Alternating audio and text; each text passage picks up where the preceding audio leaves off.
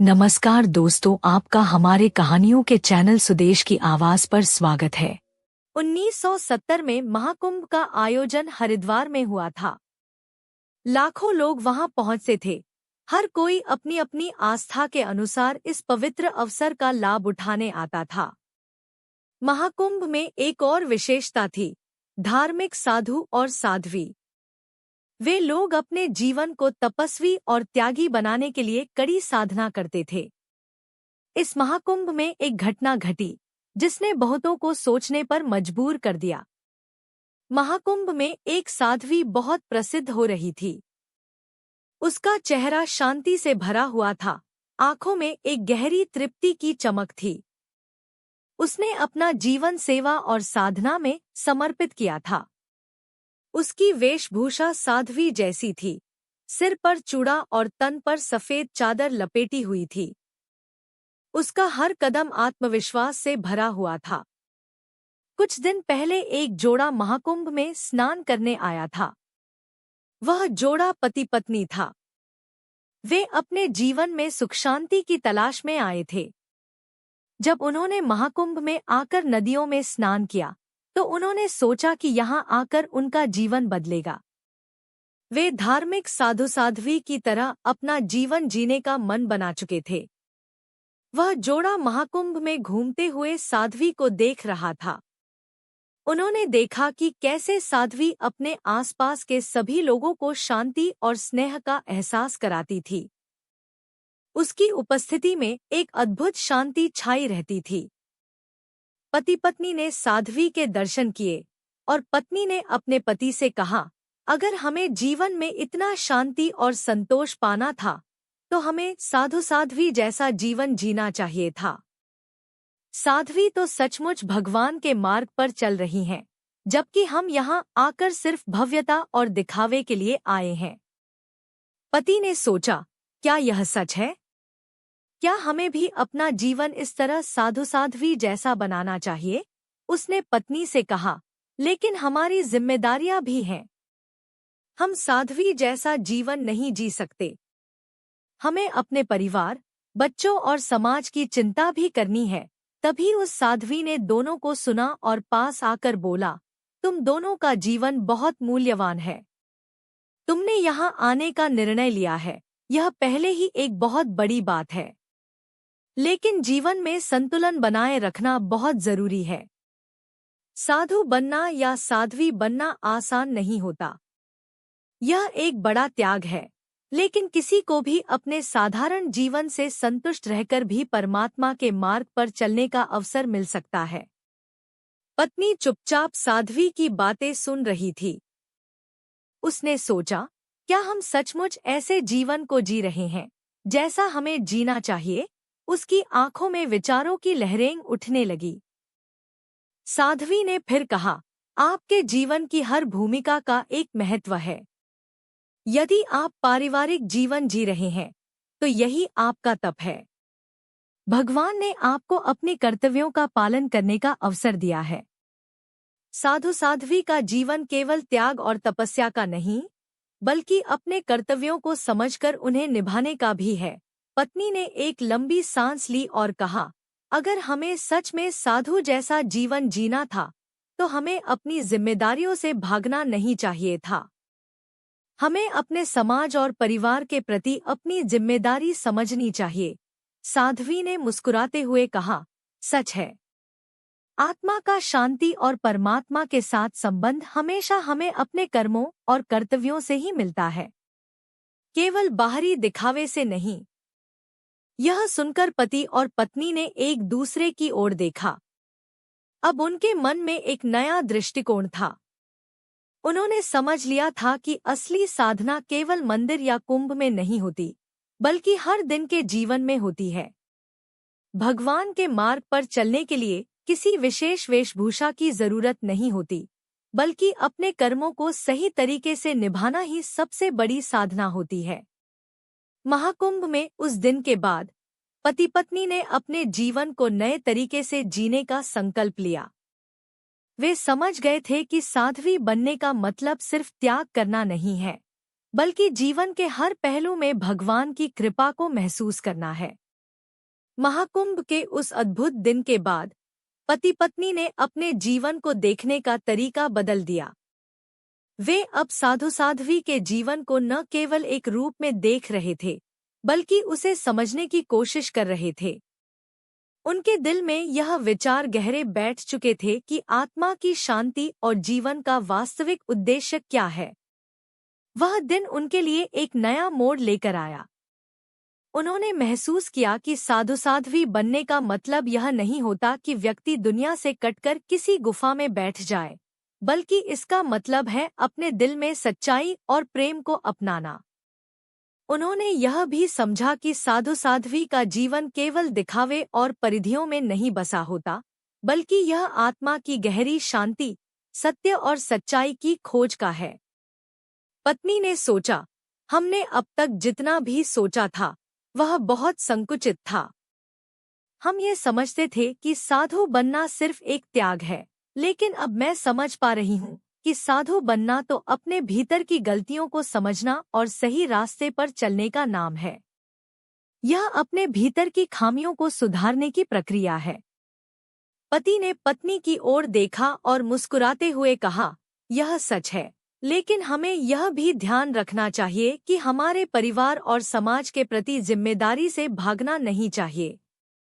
हमें अपनी जिम्मेदारी निभानी चाहिए और इस दौरान अपने भीतर की साधना को भी समझना चाहिए। वे दोनों दिन प्रतिदिन अपने जीवन में बदलाव महसूस कर रहे थे। वे अब हर छोटे काम में अपने आंतरिक शांति और संतुलन को बनाए रखने की कोशिश करने लगे थे। वे एक दूसरे से बातचीत करते हुए किसी भी कठिनाई का सामना करने के लिए मानसिक रूप से तैयार रहते थे। महाकुंभ के दिनों में ही एक और घटना घटी जिसने इस जोड़े के जीवन को और भी प्रभावित किया। एक दिन वे साध्वी के पास गए और उन्हें धन्यवाद देते हुए कहा, आपकी बातों ने हमारे जीवन को नया दृष्टिकोण दिया है। हम अब समझ पा रहे हैं कि साधना और संतोष केवल बाहर से नहीं, बल्कि भीतर से आना चाहिए। साध्वी ने मुस्कुराते हुए कहा, यह सच है। संसार में जितना बाहरी दिखावा होता है, उतना ही सच्चाई अंदर होती है। अगर तुम अपने जीवन के प्रत्येक पल में भगवान की कृपा को महसूस कर सकते हो, तो तुम्हारा जीवन वही साधना बन जाता है। यह सुनकर पति पत्नी को ऐसा महसूस हुआ कि उनकी यात्रा अभी शुरू हुई थी। वे अब एक साधारण जीवन जीने लगे थे, लेकिन उनका दृष्टिकोण बदल चुका था। वे अब न केवल अपने परिवार और समाज के लिए, बल्कि अपनी आत्मा के लिए भी जी रहे थे। महाकुंभ का समय धीरे धीरे समाप्त होने वाला था। इस दौरान उन्होंने बहुत कुछ सीखा था। वे जानते थे कि साधना केवल बाहरी चीजों से नहीं, बल्कि अपने कर्मों और विचारों से होती है। और यही साधना उनके जीवन का मूल उद्देश्य बन चुकी थी। महाकुंभ के अंतिम दिन, जब वे हरिद्वार के गंगा घाट पर आकर स्नान कर रहे थे, तो उन्होंने देखा कि जो पहले जीवन के केवल दिखावे में खोए हुए थे, अब उनके जीवन का असली उद्देश्य बदल चुका था। उनका मन शांति से भर चुका था। गंगा की पवित्र जलधारा में स्नान करने के बाद उन्होंने एक संकल्प लिया, हम अपना जीवन भगवान की भक्ति में और अपने परिवार के प्रति अपनी जिम्मेदारी को निभाने में बिताएंगे। साध्वी के शब्द उनके दिल में गहरे बैठ गए थे और वे जानते थे कि जीवन का असली सुख केवल बाहरी चीजों में नहीं, बल्कि आत्मा की शांति और संतुलन में है। कुंभ के समाप्त होने के बाद वह जोड़ा अपने घर लौट आया, लेकिन उनका मन और जीवन अब पूरी तरह से बदल चुका था। वे अब किसी दिखावे या बाहरी सफलता के पीछे नहीं भागते थे। उनका ध्यान केवल अपने भीतर की शांति और संतुलन पर था। उन्होंने यह महसूस किया कि जीवन के हर पहलू में साधना का एक हिस्सा होता है, चाहे वह परिवार हो, काम हो या समाज। पत्नी ने एक दिन अपने पति से कहा, हमने जो यात्रा महाकुंभ में की, वह हमें हमेशा याद रहेगी। अब हमें अपने जीवन के हर छोटे से छोटे काम में भी भगवान की उपस्थिति महसूस करनी चाहिए। पति ने कहा, हाँ, और यही असली साधना है। यह जीवन बहुत कुछ सिखाता है। हमें अपने परिवार के प्रति कर्तव्यों को समझकर उन्हें निभाना चाहिए। साथ ही हमें अपनी आत्मा की शांति के लिए भी समय निकालना चाहिए। उनकी जिंदगी अब एक नई दिशा में चल पड़ी थी। वे अपने कार्यों में, अपने रिश्तों में और अपने समाज में अब उस साधना को महसूस करते थे जिसे उन्होंने महाकुंभ में सीखा था। साधना और ध्यान में उनका विश्वास अब हर दिन गहराता जा रहा था। पहले की तरह वे दुनिया की माया में खोने के बजाय अब हर कदम में भगवान की उपस्थिति महसूस करते थे। उनके भीतर एक नई ऊर्जा थी। घर में हर दिन का काम, चाहे वह रोटियां बनाना हो या बर्तन धोना, अब उनके लिए एक साधना बन चुका था। पत्नी अब यह समझ चुकी थी कि जीवन के छोटे छोटे कार्य भी अपनी जगह पर महत्वपूर्ण होते हैं। कभी कभी वे अपने पति से कहतीं, देखो कैसे ये छोटे छोटे काम भी हमारे जीवन का हिस्सा हैं और हमें इन्हें भी भगवान की भक्ति में बदल देना चाहिए। पति हंसते हुए कहते, तुम सही कहती हो, लेकिन हर दिन की साधना को समझने में समय तो लगता है। पहले हमें लगा था कि बाहरी दिखावे और शोरगुल में ही सुख मिलेगा, लेकिन अब हम जानते हैं कि असली सुख भीतर है। उनकी बातों में एक गहरी समझ थी और यह समझ धीरे धीरे उनके जीवन के प्रत्येक पहलू में फैलने लगी। पहले जो छोटी छोटी समस्याएं उन्हें बड़ी लगती थीं, अब वे उन समस्याओं का सामना शांति और धैर्य से करने लगे थे। दोनों ने यह महसूस किया कि जीवन का हर एक पल एक अनमोल उपहार है और इसके साथ बिताया गया समय ही असली तपस्या है। साध्वी के शब्दों ने उनके जीवन में बदलाव की प्रक्रिया को गति दी थी। वे महाकुंभ के बाद एक बार फिर से उसी साध्वी से मिले थे। इस बार उनका मन और आत्मा पहले से कहीं अधिक शांति में था। साध्वी ने उन्हें देखा और मुस्कुराते हुए कहा, तुम दोनों ने बहुत अच्छा किया। जीवन के हर पहलू को समझने का यही सही तरीका है। साधना केवल मंदिरों में नहीं होती, वह हमारे दिल में होती है। पत्नी ने साध्वी से पूछा, लेकिन हमें अपने परिवार की जिम्मेदारियां निभाते हुए भी आत्मा की शांति को कैसे बनाए रखना चाहिए? साध्वी ने धीरे से उत्तर दिया, जब तुम अपनी जिम्मेदारियां समझकर उन्हें निभाते हो तो वही तुम्हारी साधना बन जाती है। भगवान का मार्ग सिर्फ एक साधु के वेश में नहीं है, वह तो हर व्यक्ति के हृदय में है, अगर वह सही दृष्टिकोण से जीवन को देखे। साध्वी के शब्दों ने उनके दिल को छुआ। उन्होंने यह समझा कि आत्मा की शांति और समाज में अच्छे कर्म करने का कोई विरोध नहीं है। वे दोनों यह जान गए थे कि साधना का रास्ता बाहरी दुनिया से नहीं, बल्कि भीतर से ही आता है। समय बीतता गया और वे अब अपने जीवन में और भी अधिक संयम और संतुलन के साथ जीने लगे। दोनों ने एक दूसरे से वचन लिया कि वे अपने परिवार की जिम्मेदारियों को निभाते हुए भी हर कार्य को ध्यान और प्रेम के साथ करेंगे। उनके जीवन में यह बदलाव धीरे धीरे उनकी दिनचर्या का हिस्सा बन चुका था। वे अब कोई भी कार्य करते हुए भगवान का स्मरण करते थे और उनका हर काम एक साधना का रूप ले चुका था। गांव में भी लोग उनके जीवन में आए बदलाव को देख रहे थे। वे दोनों अब गांव के लोगों के लिए एक उदाहरण बन चुके थे। लोग उन्हें आदर की नजरों से देखने लगे थे। एक दिन गांव के कुछ बुजुर्गों ने उन्हें अपने पास बुलाया। बुजुर्गों ने कहा, तुम दोनों में कुछ ऐसा है जो हमें भी सीखने की जरूरत है। तुम्हारे जीवन में जो शांति है वह हमें कहा। पत्नी ने मुस्कुराते हुए कहा, हमने भी पहले जीवन को बहुत गलत समझा था। अब हम समझ पाए हैं कि आत्मा की शांति केवल बाहरी दुनिया से नहीं, बल्कि हमारे भीतर की सोच और दृष्टिकोण से आती है। गांव के बुजुर्गों ने उनकी बातें ध्यान से सुनी और महसूस किया कि वे भी अब अपनी जिंदगी को बदलने का प्रयास करेंगे।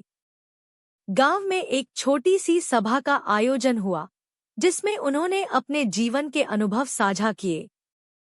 वहां आए सभी लोग उनकी बातों को बड़े ध्यान से सुनते रहे। पति ने कहा, हमने यह समझा है कि जीवन के छोटे छोटे कार्य ही हमारे लिए सबसे महत्वपूर्ण हैं। हम अगर इन कार्यों को सही दृष्टिकोण से करेंगे तो यही हमारे लिए साधना बन जाती है।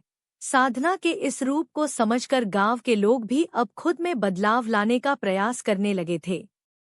वे सब भी यह महसूस करने लगे थे कि जीवन का असली सुख न तो किसी बाहरी वस्तु में है, न ही दिखावे में, बल्कि यह हमारे आंतरिक संतुलन और शांति में है। उन्होंने भी अपने जीवन में साधना को अपनाया और उसे छोटे छोटे कार्यों में महसूस किया। समय का पहिया घूमा और वह जोड़ा अब अपनी जिंदगी में पूर्ण संतुष्टि महसूस कर रहा था। उनके जीवन में कोई खास असमंजस या परेशानी नहीं थी। दोनों ने महसूस किया था कि जब तक जीवन में साधना और शांति का अभाव नहीं होता, तब तक कोई भी चुनौती बड़ी नहीं होती। वे अब हर स्थिति में शांति बनाए रखते थे। एक दिन जब वे घर में बैठकर चाय पी रहे थे, पत्नी ने कहा, हमने महाकुंभ में जो सीखा था वह अब हमारे जीवन का हिस्सा बन चुका है। हम अब समझते हैं कि साधना किसी एक समय या स्थान पर नहीं होती, यह जीवन के हर पल में हो सकती है। पति ने हंसते हुए कहा, सच में अब हमें यह महसूस होता है कि हमारे जीवन का असली उद्देश्य किसी बाहरी दिखावे में नहीं, बल्कि हमारे भीतर की शांति और संतुलन में है। कुछ समय बाद वे फिर से महाकुंभ में गए, लेकिन इस बार उनका उद्देश्य बिल्कुल अलग था। पहले वे महाकुंभ के उत्सव में शामिल होने के लिए जाते थे, लेकिन अब उनका उद्देश्य यह था कि वे वहां से और अधिक सीख सकें और अपनी साधना में और गहराई ला सकें। उन्होंने महाकुंभ में फिर से साध्वी से मुलाकात की। साध्वी ने उन्हें देखा और मुस्कुराते हुए कहा, तुम दोनों ने जो यात्रा शुरू की थी वह अब तुम्हारी आत्मा में गहरी बैठ चुकी है। अब तुम जीवन के हर कार्य को भगवान के कार्य के रूप में देख रहे हो। यही असली साधना है। महाकुंभ में एक बार फिर जाकर उन्होंने महसूस किया कि वहां की भीड़ और वातावरण अब पहले की तरह उनके लिए आकर्षक नहीं थे। अब उनका उद्देश्य सिर्फ बाहरी धार्मिक अनुष्ठान नहीं था, बल्कि उनकी यात्रा आत्मा की गहराई तक पहुंचने की थी। साध्वी से मिलकर वे दोनों फिर से अपनी साधना के बारे में विस्तार से चर्चा करने लगे। साध्वी ने कहा, तुम दोनों ने अपने जीवन में जो परिवर्तन किए हैं वह बहुत ही प्रेरणादायक है। जीवन में सच्ची साधना तब शुरू होती है जब हम बाहरी माया को छोड़कर अपने भीतर की दुनिया को समझने लगते हैं। पत्नी ने कहा, लेकिन साध्वी, हम हर दिन कुछ न कुछ गलतियां कर जाते हैं। कभी गुस्से में, कभी आलस्य में। हमें पूरी तरह से संतुलित और शांत रहने में कठिनाई होती है। साध्वी मुस्कुराईं और बोलीं, तुम्हें यह समझना होगा कि साधना का मतलब यह नहीं है कि तुम कभी भी गलत नहीं करोगे। इसका मतलब है कि तुम अपनी गलतियों को पहचानकर उन्हें सुधारने की कोशिश करते हो। यह यात्रा निरंतर चलती रहती है और तुम हर दिन कुछ नया सीखते हो। पत्नी और पति दोनों ने उन शब्दों को आत्मसात किया और उनके जीवन में एक नई प्रेरणा का संचार हुआ। उन्हें यह एहसास हुआ कि साधना का रास्ता पूर्णता की ओर नहीं, बल्कि निरंतर सुधार की ओर है। महाकुंभ से लौटने के बाद उन्होंने अपने जीवन को और अधिक साधारण और उद्देश्यपूर्ण बना लिया। अब उनका ध्यान अपने भीतर की शांति और संतुलन पर था। वे किसी बाहरी सफलता के पीछे नहीं भागते थे, बल्कि हर दिन को एक साधना के रूप में जीते थे। उनका मानना था कि यदि वे अपने कर्तव्यों को सही तरीके से निभाएंगे तो यही उनकी सबसे बड़ी साधना होगी। गांव में भी उनके बदलाव को देखकर लोग प्रभावित होने लगे थे। वे दोनों अब गांव में एक उदाहरण बन चुके थे और लोग उनकी सलाह और मार्गदर्शन के लिए उनसे मिलने आने लगे थे। एक दिन गांव के एक बुजुर्ग ने उन्हें देखा और कहा, तुम दोनों में जो शांति और संतुलन है वह हमें भी चाहिए। क्या तुम हमें बता सकते हो कि इसे कैसे पाया जाए? पति ने उत्तर दिया, हमने अपनी साधना को केवल बाहरी दुनिया से नहीं, बल्कि हमारे भीतर से समझा। यह तभी संभव हुआ जब हमने अपने कर्मों और विचारों में संतुलन बनाए रखा। हर कार्य, चाहे वह छोटा हो या बड़ा, अगर उसे सच्चे हृदय से किया जाए तो वह एक साधना बन जाती है। बुजुर्ग ने उनकी बातों को ध्यान से सुना और कहा, यह सच है। जब तक हम अपनी गलतियों को समझकर उन्हें सुधारने की कोशिश नहीं करेंगे, तब तक हम शांति नहीं पा सकते। गांव के लोग अब धीरे धीरे अपने जीवन में बदलाव लाने की कोशिश करने लगे थे। वे भी साधना को समझने लगे थे और उनका जीवन पहले से अधिक संतुलित और शांतिपूर्ण होने लगा था। पत्नी और पति का जीवन अब एक उद्देश्यपूर्ण साधना बन चुका था और वे दूसरों को भी इसी दिशा में मार्गदर्शन देने लगे थे। एक दिन गांव में एक बड़ा उत्सव हुआ और सभी लोग एकत्र हुए थे। उस उत्सव में एक विशेष रूप से व्याख्यान हुआ, जिसमें पत्नी और पति ने अपने जीवन के अनुभव साझा किए। वे दोनों मंच पर आए और सभी को बताया कि कैसे उन्होंने अपनी साधना की शुरुआत की थी और कैसे वे अब हर दिन को भगवान की भक्ति और कर्मों के रूप में जीते थे। पत्नी ने कहा, हमने जो सबसे महत्वपूर्ण बात सीखी है वह यह है कि साधना केवल मंदिरों और पूजा पाठ में नहीं होती, वह हमारे जीवन के हर कार्य में हो सकती है। अगर हम अपनी जिम्मेदारियां समझकर उन्हें निभाते हैं तो यही हमारे लिए साधना बन जाती है। पति ने कहा, हमने यह समझा है कि आत्मा की शांति और संतुलन तभी प्राप्त होता है जब हम अपने जीवन के हर पहलू में भगवान की उपस्थिति को महसूस करते हैं। यही असली साधना है। उत्सव के बाद गांव के लोग और भी प्रभावित हुए। वे समझ गए थे कि साधना का अर्थ केवल एकांतवास में बैठकर ध्यान करना नहीं है, बल्कि यह हर दिन के जीवन में एक सक्रिय प्रयास है। अब वे अपने परिवार, समाज और खुद के साथ संतुलन बनाए रखते हुए अपने जीवन में बदलाव लाने लगे थे।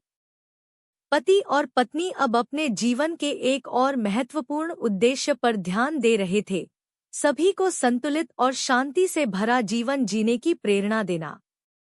वे न केवल अपने परिवार के लिए एक आदर्श बन चुके थे, बल्कि गांव के लोगों के लिए भी एक मार्गदर्शक बन गए थे। वे दोनों अब यह महसूस कर रहे थे कि उनके जीवन का असली उद्देश्य दूसरों की मदद करना और उन्हें सही मार्ग पर चलने के लिए प्रेरित करना था। एक दिन गांव में एक बड़ी समस्या आ गई। कुछ लोग आपस में झगड़ रहे थे और गांव में तनाव का माहौल बन गया था। पति और पत्नी ने देखा कि यह परिस्थिति बहुत गंभीर हो सकती है। वे दोनों गांव के बीच में खड़े हो गए और लोगों से कहा, हम सब एक ही परिवार का हिस्सा हैं। अगर हम एक दूसरे से लड़ेंगे तो हम कभी भी शांति नहीं पा सकते। हमें अपनी समस्याओं को समझदारी से हल करना होगा। गांव के लोग पहले थोड़े हताश थे, लेकिन फिर उनकी बातें सुनकर उन्होंने विचार किया और समस्या का समाधान ढूंढने लगे। इस घटना ने फिर से यह साबित किया कि जीवन में शांति और संतुलन केवल बाहरी घटनाओं से नहीं, बल्कि हमारे अंदर के दृष्टिकोण से आता है। यह समझने के बाद गांव के लोग आपस में मिलकर अपने मतभेदों को सुलझाने लगे और स्थिति सामान्य हो गई। गांव में शांति वापस आ गई थी और अब लोग अपने जीवन में साधना और संतुलन को और अधिक महत्व देने लगे थे। पति और पत्नी ने महसूस किया कि उन्होंने अपने जीवन में जो सबसे बड़ा परिवर्तन किया था वह यह था कि वे अब खुद को समझने और अपनी आत्मा की शांति को प्राप्त करने में सफल हो चुके थे। वे दोनों अब यह समझते थे कि साधना का असली उद्देश्य केवल ध्यान में नहीं है, बल्कि यह हर कार्य में भगवान की उपस्थिति महसूस करने में है। वे हर दिन को एक नए दृष्टिकोण से जीते थे और यही उनका असली साधना का मार्ग था। गांव में शांति स्थापित होने के बाद पति पत्नी की साधना में और भी गहराई आ गई। वे अब अपनी रोज की जिंदगी में पूरी तरह से संतुलित और शांति से जीने लगे थे। उनका ध्यान सिर्फ खुद पर नहीं, बल्कि समाज के हर व्यक्ति पर था। वे समझ चुके थे कि असली साधना यह है कि आप अपने आसपास के लोगों को भी शांति और संतुलन का मार्ग दिखाएं। एक दिन गांव में एक बड़ी समस्या सामने आई। गांव के कुछ लोग आर्थिक तंगी से जूझ रहे थे। वे अपने परिवार के लिए राशन और जरूरी सामान नहीं जुटा पा रहे थे। यह स्थिति देख पति पत्नी ने सोचा कि वे कैसे मदद कर सकते हैं। उन्होंने अपने आसपास के लोगों से चर्चा की और फैसला किया कि वे एक बड़ी सहायता योजना शुरू करेंगे। पत्नी ने कहा, हमें उन लोगों की मदद करनी चाहिए जो इस समय संकट में हैं। भगवान ने हमें जो कुछ दिया है वह हमें दूसरों के साथ साझा करना चाहिए। पति ने उसकी बात का समर्थन करते हुए कहा, अगर हम सच में भगवान की उपस्थिति महसूस करना चाहते हैं तो हमें अपने कर्मों से यह दिखाना होगा। यही हमारी असली साधना होगी। उन्होंने गांव में एक सामूहिक बैठक बुलवाई जहां उन्होंने लोगों से मदद की अपील की। पहले कुछ लोग संकोच कर रहे थे, लेकिन फिर पति पत्नी की सच्ची नीयत और भावनाओं को देखकर गांव के लोग एकजुट हो गए। उन्होंने तय किया कि वे एक साथ मिलकर जरूरतमंद परिवारों को राशन और अन्य सामान देंगे। इस कदम से गांव में एक नई जागरूकता और सामूहिक भावना पैदा हुई। लोग एक दूसरे के साथ मदद करने के लिए उत्साहित हो गए। यह सिर्फ एक छोटी सी मदद नहीं थी, बल्कि यह एक नई शुरुआत थी जहां हर कोई एक दूसरे के लिए खड़ा था। सच में यह कार्य महाकुंभ में मिली उनकी शिक्षाओं का ही परिणाम था, जो अब गांव के जीवन का हिस्सा बन चुका था। उन्होंने देखा कि असली साधना केवल ध्यान और पूजा पाठ में नहीं, बल्कि अपने समाज की सेवा में भी है। समय बीतने के साथ गांव में हालात सुधरने लगे। लोग अपने जीवन को बेहतर बनाने के लिए लगातार मेहनत कर रहे थे।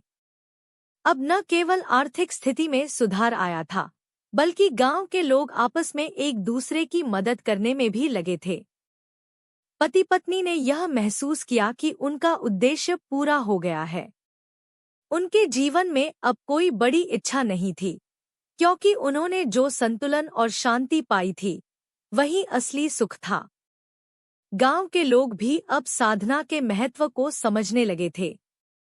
वे यह महसूस करने लगे थे कि सच्ची साधना दूसरों की मदद करने, समाज की सेवा करने और सबसे बढ़कर खुद को समझने में है। अब गांव में सिर्फ एक खुशहाली और शांति का वातावरण था। एक दिन गांव में फिर से एक समारोह हुआ। इस बार यह समारोह पति पत्नी के योगदान और उनकी साधना के प्रयासों के लिए था। गांव के लोग उन्हें सम्मानित करने के लिए एकत्र हुए थे। जब पति पत्नी मंच पर पहुंचे तो गांव के लोग तालियों से उनका स्वागत करने लगे। गांव के बुजुर्गों ने कहा, तुम दोनों ने हम सभी को यह सिखाया है कि सच्ची साधना सिर्फ दिखावे से नहीं, बल्कि जीवन के हर छोटे से बड़े कार्य में है। तुमने हमें यह भी समझाया कि समाज की सेवा ही असली साधना है। पत्नी ने मुस्कुराते हुए कहा, यह सब भगवान की कृपा और हमारे प्यारे गाँव वालों की मदद से संभव हो पाया है। अगर हम सब एक साथ मिलकर काम करें तो कोई भी समस्या बड़ी नहीं होती। पति ने भी कहा, हमने केवल वही किया जो हमें सही लगा।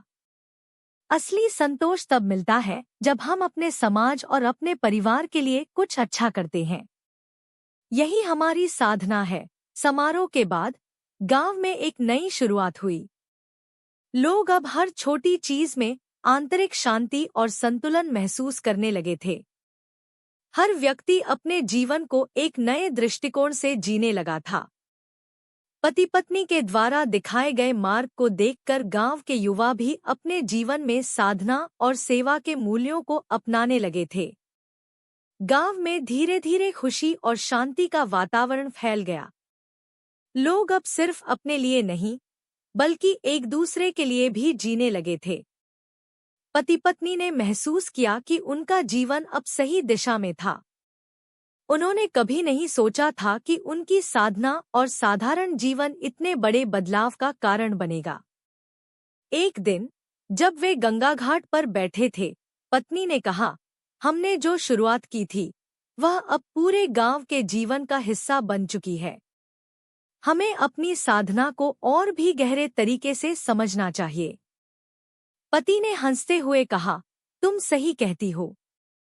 अब हमारा जीवन अपने आप में एक साधना बन चुका है। उन दोनों ने गंगा की पवित्र धारा में स्नान किया और अपने दिल में भगवान के प्रति कृतज्ञता महसूस की। उनका जीवन अब संतोष, शांति और सेवा के मूल्यों से भरा हुआ था। वे समझ चुके थे कि असली साधना बाहरी दिखावे से नहीं, बल्कि अपने भीतर की शांति, प्यार और संतुलन से आती है। यह कहानी इस बात की गवाही है कि साधना केवल एक निजी यात्रा नहीं है, बल्कि यह जीवन के हर पहलू में सामूहिक सेवा और जिम्मेदारी से जुड़ी है। यह दिखाती है कि हर व्यक्ति के भीतर असली सुख और शांति का स्रोत है, जो उसे अपने कर्मों और दृष्टिकोण से प्राप्त होता है। पति पत्नी ने यह सिखाया कि साधना केवल ध्यान में नहीं है, बल्कि जीवन के हर क्षण में है।